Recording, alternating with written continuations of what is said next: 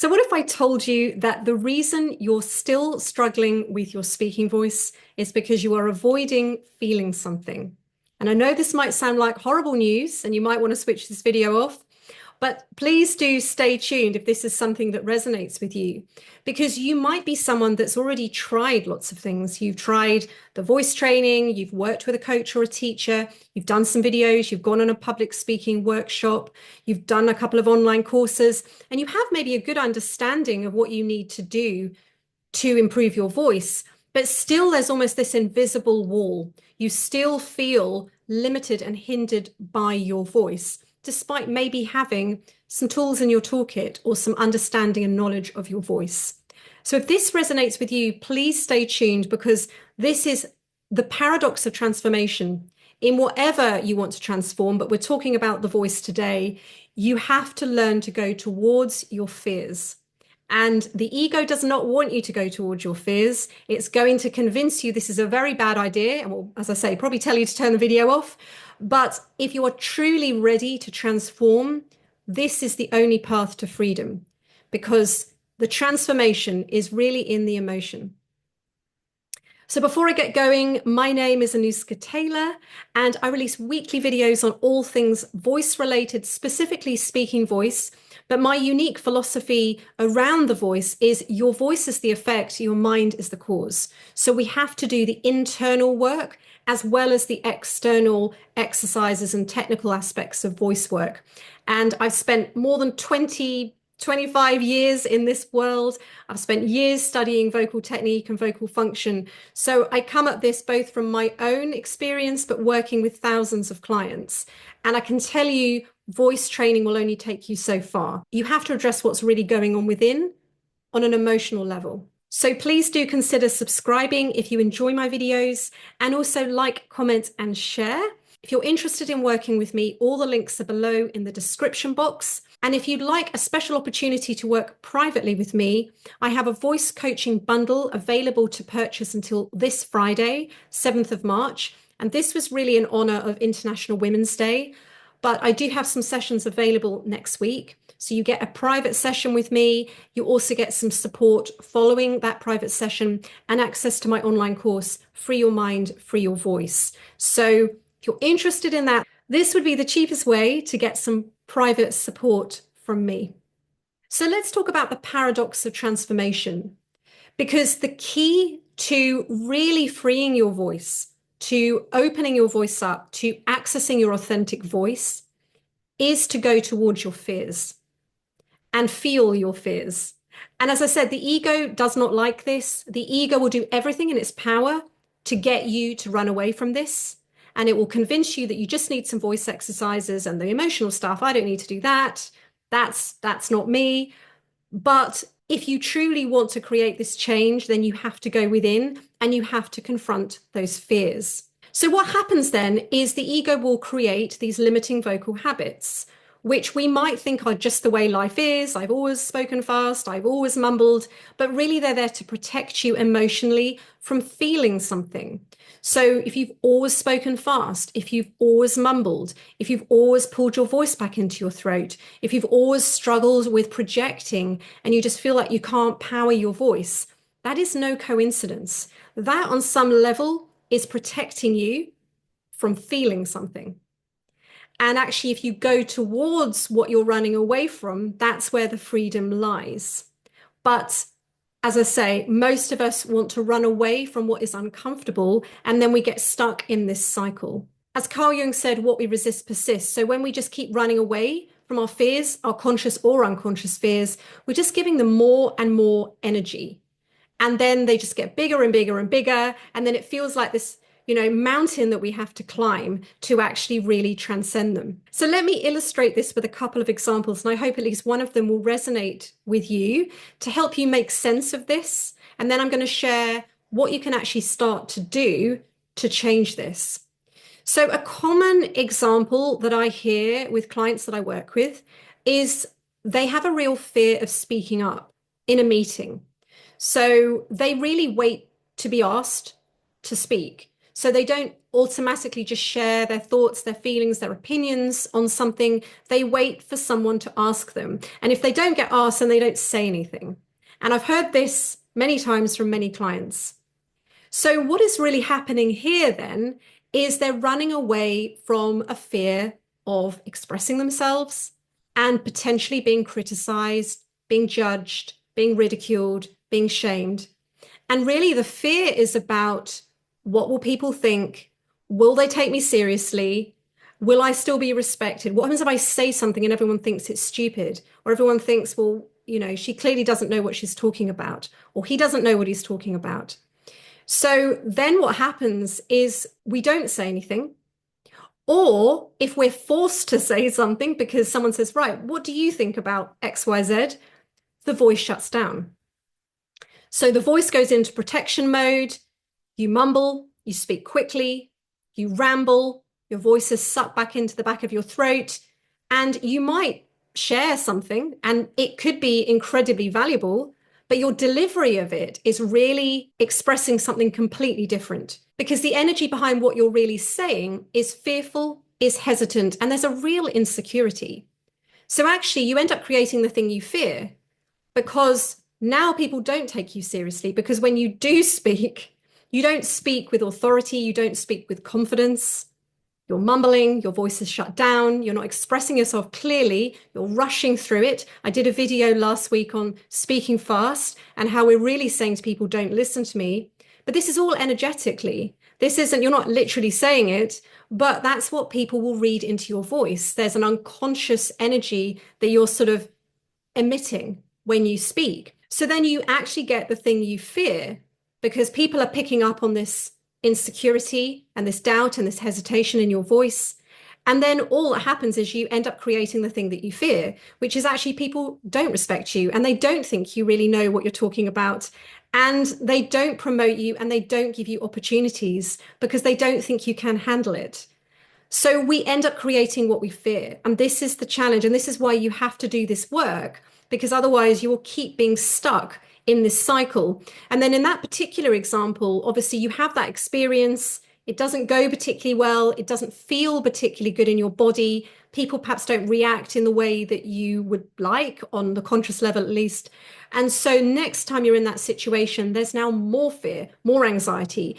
And now I'm definitely not going to say something this time round. And so it just gets fed and fed and fed. So you can see how this could happen. Now, another example, which is also a very common example, is people fearing conflict.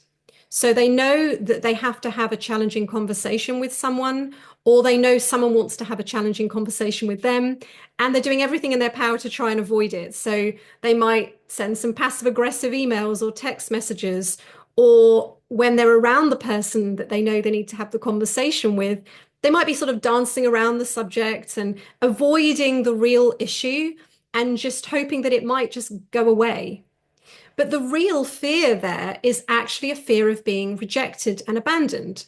Because if I actually maybe get a bit annoyed with you or angry at you and express how I really feel, you might leave. But all that happens is that feeling isn't going anywhere. That anxiety isn't going anywhere. So you bring that into the interaction unconsciously.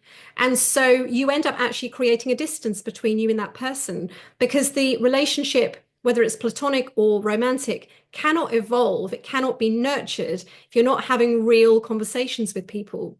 And again, we're not really taught how to do this. Most of us are taught to handle conflict either by avoiding it or being a bull in a china shop and screaming and shouting. We're never taught that middle ground, which is really owning our own part of it, but then expressing our truth from a place of love. Again, this is no judgment, because we all have to go through this. It's not modeled to us usually by our parents. It's certainly not modeled to us in society. So we generally pick the bull in a china shop or shut down option, but neither work. And so again, you end up creating the thing that you fear. You create that feeling of abandonment and rejection because you're actually not being honest. You're not being authentic. You're not expressing your truth. And you're dancing around the subject. You both know you're dancing around the subject, or you're just avoiding it completely. You're avoiding them completely. But either way, it erodes the trust in the relationship. So you get the thing that you fear. So I hope that this is starting to make sense. So actually what you want to go towards is that feeling of being criticized, is that feeling of being rejected, is that feeling of being humiliated in a meeting. And you've got to make friends with it. So whatever we're seeking, we have to embrace the opposite. We have to embrace the fear. So if we want to feel more confident, we need to embrace insecurity. If we want to feel more powerful and more authoritative, then we need to embrace feeling weak. If we want to feel more abundant, we need to embrace poverty. If we want to feel more successful, we need to embrace failure. When I say embrace it, I'm not saying you need to become it. Like, okay, now I just need to fail. Now I need to just become poor. Sometimes that might actually be helpful. But often it's just about not avoiding it, not running away from it, because we're just giving it so much power. And truly, it's all in our mind anyway. It's not real. And that's the truth. And the more we can actually just bring it to consciousness and allow ourselves to presence the feeling in our body, the more it can move through. And neuroscientists say it takes 90 seconds for a feeling to move through our body. And that sensation that arises in our body when we're in a particular situation. But as I say, for most of us, we just avoid it. We just stuff it. We distract. We avoid. Or we just simply avoid situations where that feeling might arise.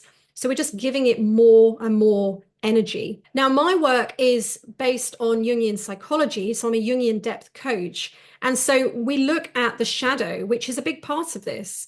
So the shadow is really what you reject and avoid unconsciously within yourself, but it's not enough to intellectually know that. And so often I work with people, and I include myself in this, that we intellectually understand our quote unquote problems. We understand why we have a fear of speaking up. We understand why we don't like conflict because of things that happened in our childhood. But that's not enough. So intellectualizing and analyzing only takes you so far. And it's a real challenge. If you are a very intellectual person, you can get very much stuck in your head around this. So it is the first stage. We have to become aware of what we're running away from, which in the shadow, it's unconscious. So I have a process which I take clients through. But the next stage is then the embodiment of that. It's feeling, okay, I have a fear of conflict, and I'm going to allow all those feelings of fear and anxiety to just be in my body. I'm not going to make them wrong. I'm not going to tell them they shouldn't be there, which is what we tend to do. This is wrong. This is bad. Just allow the feelings to be there and just become very curious about, what does this feeling look like, feel like? What kind of shape does it have? What color is it? How big is it? Where do I feel it in my body? And just start to become curious. Because what we tend to do is we judge it. We make ourselves wrong for feeling angry, for feeling fearful, for feeling sad, for feeling whatever, guilt. So allow the feeling to be there. Now, the ego, because the mind is very limited in what it can perceive. And so this won't make logical sense to your ego. Your ego is going to say, no, this is all rubbish. This is all BS. Why would you do this? I understand why I've got these problems. I don't need to do this. Now, sometimes people don't understand either. So, we need to do it all. But the ego will say this is ridiculous and you don't need to do this because it doesn't logically understand it. But actually, we're moving beyond logic. We're moving beyond the mind. And this is the point, because our unconscious is really stored in our body. So we're tapping into something so much deeper when we start to feel these feelings. We don't necessarily have to always understand everything. We just have to be willing to go there and feel it, because then it will naturally transform. And as I said, if it takes about 90 seconds, but if you're finding that it's taking longer than 90 seconds, and I'm, again, no judgment here because I'm exactly the same, it's because you're feeding it with stories. So you're feeling anxiety, you're feeling angry, and the feeling's coming up, and maybe you sit with it for like 10 seconds, and then the story comes back in about why you feel angry. Well, that person made me angry earlier, or my partner, or my boss, or my child. That's why I feel angry. But you are then avoiding feeling because you're going back into the mind of intellectualizing. So the challenge is stay in the feeling for at least 90 seconds. Allow those sensations to be in your body. Allow yourself to be curious about what you're feeling, but drop the story, drop all the analysis and the intellectualization of why you feel what you feel, because it is not helpful. And it means you're stuck in the ego. The ego is trying to stop you feeling because it knows that the transformation, the real transformation, is in the emotion. It's not in the intellect. And you'll know when this starts to move through because it will feel lighter, it will feel easier, and you won't have so much anxiety. So next time you're in a situation where there's potential conflict or challenge, you won't have the same level of anxiety. And again, you're not going to remove all the anxiety. Even if you can start to sort of slowly integrate some of this, it will make a profound difference because this is really a lifetime journey. So this is my invite to you. Start to pay attention to where you try and pull back and what you avoid when it comes to speaking. Is it speaking up in meetings? Is it having vulnerable conversations with loved ones? Is it having more challenging conversations where there's potential for conflict? Like, what is your thing? Where do you avoid? Is it presenting on a big stage? And I want you to really start to think about what is it that I really fear and go towards that feeling. What is the worst case scenario? What is the thing that I'm most terrified of? Because as I said, if you don't do it, it's not going anywhere. You will just keep creating the thing that you fear. So this isn't easy to do alone. I have certainly had lots and lots of help myself with this integration piece, both in terms of the shadow work, but then the embodiment work as well. And it is a process. It's not going to change overnight, but you have to be willing to start to move towards the thing you fear. Now, then when you do the voice training, you'll find that you won't be putting on all those brakes, because what happens is if you just do the voice training, but you don't integrate the emotion and transform the emotion, then yes, you might have some tips and tools to speak more clearly or speak more authoritatively, but there's a big part of you that doesn't want to speak authoritatively and clearly, and that is going to win the day. So you'll find that you might forget to slow down, or you'll find it difficult to slow down, or you find it difficult to enunciate, because ultimately your unconscious is driving your voice, and that is always going to win the battle. So if you have a fear, a deeper fear of being heard, of expressing yourself, that is always going to win. So it almost doesn't really matter what the voice exercises are to some extent, because what you really feel is going to drive your voice. So this is why, as a coach, I do both the physical voice training with this deeper emotional work, both in terms of the shadow and then the embodiment of the emotional piece that arises, because that is really, truly where transformation really lives. We have to be willing to go towards the thing that we fear. So I'll leave that with you, but if you want some support with this, this is transformational work. This is beyond your voice. This transforms how you show up in every area of your life, because let's face it, you take your voice everywhere you go for the rest of your life. So this is beyond just getting through a meeting. It will transform how you feel at the deepest level. And then you will just naturally slow down. You'll just speak clearer. You will just speak more expressively, because you'll no longer be at war within of one foot on, I want to speak more clearly, and one foot on, I don't want to speak clearly because I don't want people to actually hear me.